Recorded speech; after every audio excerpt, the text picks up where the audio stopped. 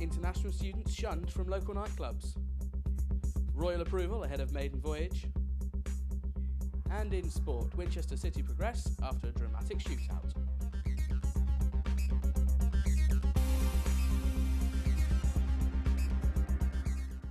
Hello and welcome to Winchester News Online. I'm Tom Matrebsky.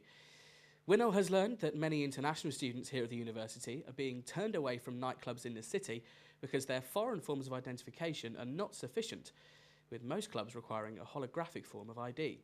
Jack Cortez investigates. Crossing borders, arranging visas and arriving in a country full of strangers. Integrating into British university life is hard enough for international students. This is being made worse by ID problems, according to Anthony Collegis, Winchester University's international student rep.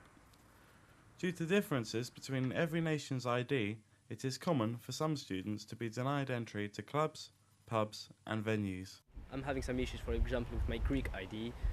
Other German people have problems with their IDs. They can't get in the vault, for example, or in Porthouse. If you have to go to town from West Downs, for example, it would be a pain anyway.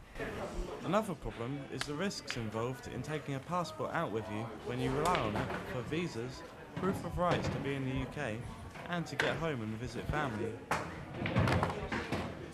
I just want to have a good time with my friends. I don't want to put my future in this country at risk. The student union issued this statement. It has come to light that the issue is down to students only having paper forms of identification. Although the issue needs to be explored further, there are strict policies in place by the government. The only remaining option for international students at Winchester University is to buy a pass card, which would let them into the vault. Whatever the conclusion, everyone's hoping it's one that everyone can drink to.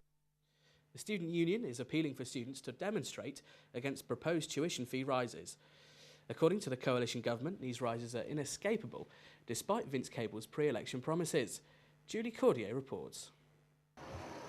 University students could face much higher tuition fees in the next few years. According to Lord Brown's review, only a significant increase in tuition fees could solve the education budget deficit. This means that new students would have to pay as much as £7,000 a year. Winchester University Student Union have expressed their concern. Well, last time the fees obviously increased was in 2006, and that was 4 years ago. And they doubled then, and since then student satisfaction hasn't increased, student staff ratio hasn't increased. So if they've doubled since then and nothing has increased since then what constitutes an increase in fees now? It's just it's not fair for students. I think it'd be a lot harder. The fees now are obviously 3,000 something, and I still think that's going to be quite steep. I just wouldn't know where to get the money from. I really wouldn't. Yesterday afternoon, Vince Cable has welcomed Lord Brown's review. Students can now expect to pay fees of about £7,000 a year. I talked to Winchester MP Steve Brown earlier today, and he told me that the current system isn't sustainable. For him, it's all about access to quality education and ensuring that poor students are not put off. He also said that he's optimistic about securing more concessions from ministers before a final policy emerges. If the government goes ahead with the policy, changes will take place in 2012. Julie Cordier for Winchester News Online. Winchester City Council is set to break its target by building 151 affordable houses this year. They had aimed to build 100 over the course of 2010, but now look set to beat local rivals such as Basingstoke and Andover.